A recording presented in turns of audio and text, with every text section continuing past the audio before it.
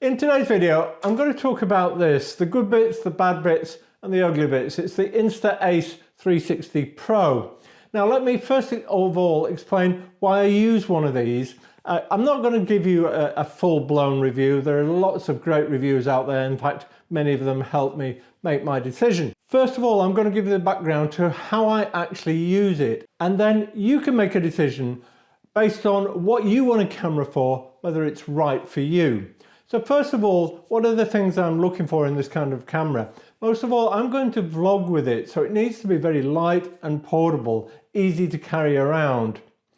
Secondly, the reason I chose an action camera is because I do a few other things with it. I ride a motorbike, sometimes I want to record the journeys of that, so it's nice if it doubles up to do that. That means it's got to be small, light and very sturdy, waterproof, able to take a few knocks and bashes. Fundamentally, it's got to be very easy to use. The screens and the menus need to be intuitive. And a lot of the time, I'm going to hand hold this to film POV style as well. And I don't want to carry a second tripod. It's a pain in the ass carrying one. Why on earth would I want to carry two?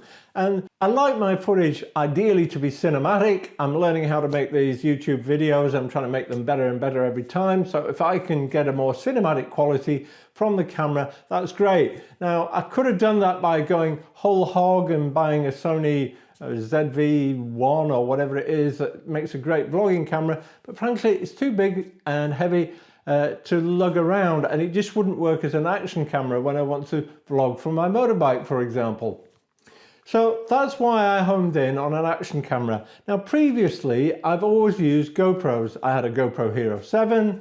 I still have a GoPro Hero 10, which I will still use from time to time. The reason I bought the 10 was because it had a front screen, and that's one of the things that's really important when you're vlogging. You want to see what your framing's like. You want to see that you're in the frame. So that's a key thing for me. Now, the reason I don't like the GoPros, or I've got fallen out of sorts with them, is a couple of things. One is I find the interface a little bit awkward. It's not intuitive to my way of thinking. The other thing is every now and again they just catch me out. They crash or they glitch in some way, and it's always on that key bit of footage that I want to use. Now, with the GoPro Hero 10, I have to say it was much better. The stability and stuff like that was amazing. But just two times it really let me down. One is I went on a bike trip to Iceland. Now, I didn't appreciate the batteries that they supply as standard don't work very well in cold weathers. And often it was with the wind chill probably in the low minuses, -5 or something. And the battery died literally in minutes. So I just couldn't film what I wanted to film. Even though I had loads of spare batteries, I was changing them every 5 minutes.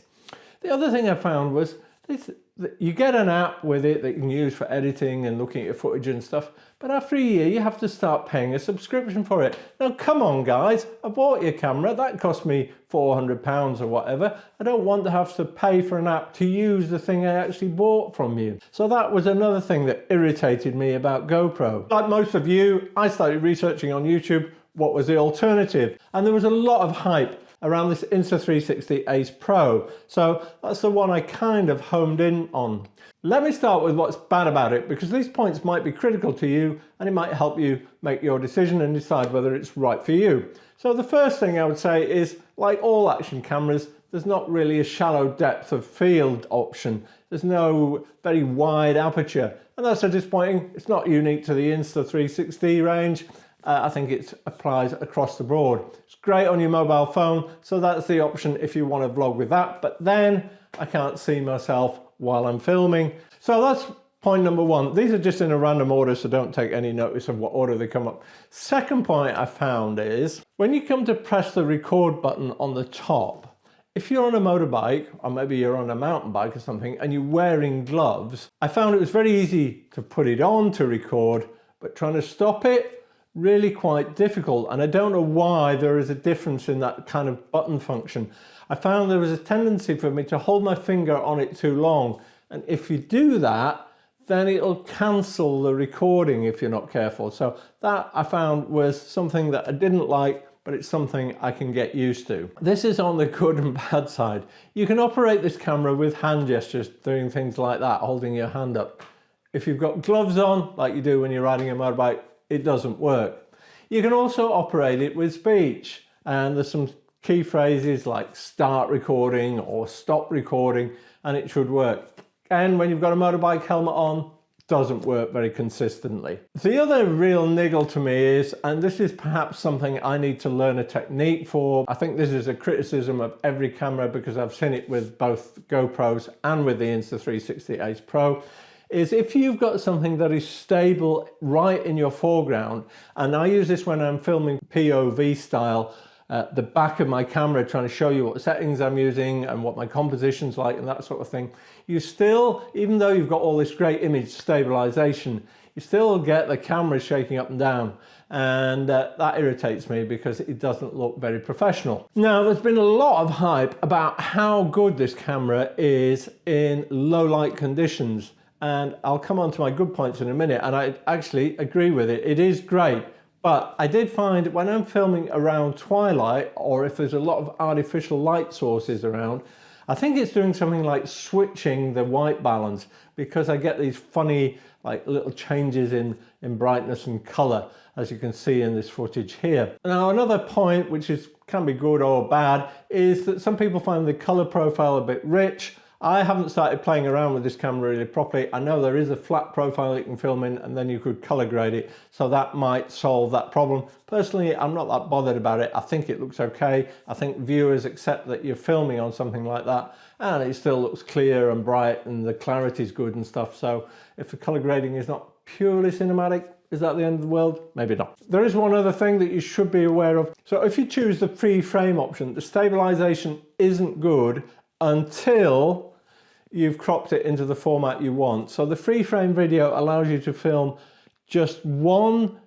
clip, and then you can crop out a vertical version and a landscape version of it. So it gives you stuff for social media in different formats, all from filming one clip. If you look at the original clip, which is I think 4:3, you'll see it is pretty shaky. It seems to turn the stabilization off. You can correct that in the app in post, so not the end of the world, but a bit of a pain if you want to use 4:3 for any peculiar reason. But once you've cropped it, it looks great. So let's look at the things that I really love about it. First of all, it just works. I just found, I pressed record, it came on, it filmed what I want. And sometimes I'm really nervous when I use my GoPro that it'll have actually filmed what I wanted. Maybe I should spend a lot more time getting to know it, but you know what? If I don't have to, and I can find a camera that doesn't need that amount of effort, then that's a win for me. So I love that. Secondly, the interface, I just found a whole lot easier, more intuitive than the GoPro one. So you can select what you want to do. And I have to say, up to now, I don't see myself using this as a still camera because I've got some great still cameras. I'm always going to default to them, but I do use it for video.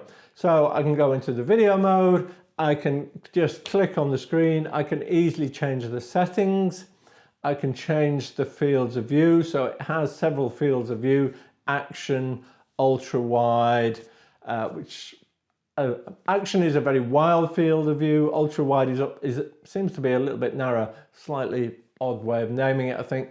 And then there's this de-warp, which just gets rid of the lens distortion. And then there's finally the horizontal lock. Now, all of those seem to me to work really well. You can see some examples here with the different options of field of view. And you can see in all cases it's worked really well. The horizon lock, I think, has worked particularly well. I was over exaggerating my head movements, and I had the camera on a chin mount so that I could try and force it to keep that horizon level and see how well it did. And it did a great job. Up to now, I have to say the battery life seems great. I'm completely happy with that, although I haven't tried it in really cold temperatures, something that I need to do before I'm going to use it in a critical situation for that. Some other kind of bonus features that I've been impressed with. First of all, the rotation feature. There's two options for this. It comes up in the free frame video. One is a 45-degree tilt lock. So what it means is you can tilt this camera 45 degrees, and when you use Insta software, it will automatically lock the horizon, so it will cope with you tilting that camera up to 45 degrees. You can also do a second option of tilting it a full 360, and you can see that's what I've done here. Now, when you take that into the Insta desktop studio, you can then export it, and it keeps you perfectly level. Can't think why I would use that, but I can imagine people doing action sports who are doing flips or somersaults or something might find that a really useful feature. Now, the main reason I bought this camera, I have to say, would be that flip screen, and I think that flip screen is great. It's very easy to see yourself, seems to work well even in bright sunlight as well, so it's easy to frame yourself, which for me was a real plus point for vlogging. It did exactly what it said on the tin. There is one other thing I should talk about and that I found useful, and that's its mounting mechanism. It has a simple magnetic clip mount that just clips onto the bottom of the camera, and the great thing about that is I can swap, for example, from being on a tripod like this to going to maybe a selfie stick like this. I can just have a mount on each and then just very quickly swap the camera from one to the other. It literally means click on and click off, which saves me a lot of time and makes life very easy. So I love that as well. Now let's talk about the famous low light performance. Now I was able to do a comparison with this against my GoPro Hero 10. I'm guessing in things like the Hero 12, it's already much better.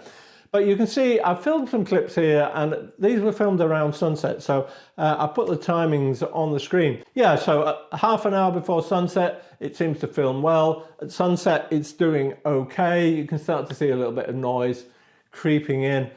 But once it's gone dark, it gets very, very noisy. In fact, the footage is just not usable. Now, many of you know, if you watch my other videos, I've started doing long exposure, fine art, black and white style photos.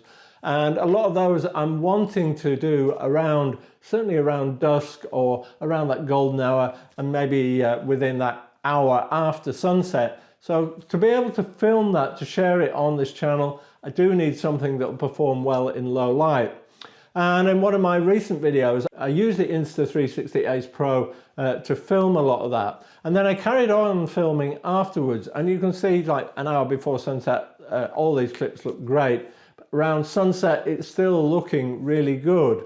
Now around twilight, I get this funny little glitch that I mentioned earlier, where it's playing around with the white balance or something, but I did get some good clips out of it, so it was still usable. And I really think I could get around that actually if I set the white balance to manual. Once it's got completely dark, it filmed pretty good. Actually, there is a bit of noise there, and I really tested it. I tried it while I was moving. I tried it filming moving subjects. It was a bit of a horrible evening, and it was raining as well, so the conditions were really quite harsh, and I think it did a great job in the sense of I've got footage I can use, and that's really what you want from a camera like this. You want to know that you can press record, it's going to record what you're looking at, and you can use it when you get home, because there is nothing worse than pressing record, getting home, and finding that the footage you've got is just unusable.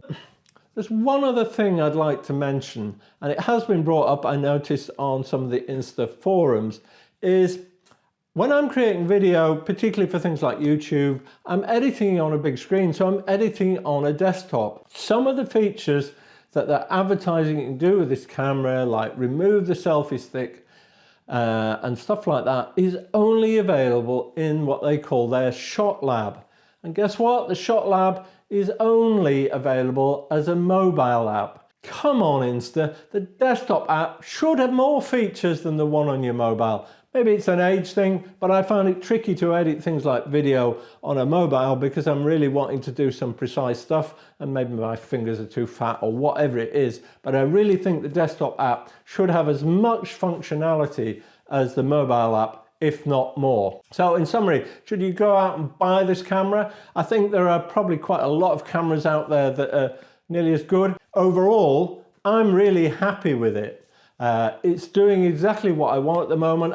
I need to spend a little bit of time now getting to know its features a bit better. I've set up myself some custom profiles so I can do film it flat and try the color grading with it. And because this is not something I'm going to use every day, I really want something that I can pick up, go out and film, find it easy to use and be reliable. And for me, that's exactly what it's doing.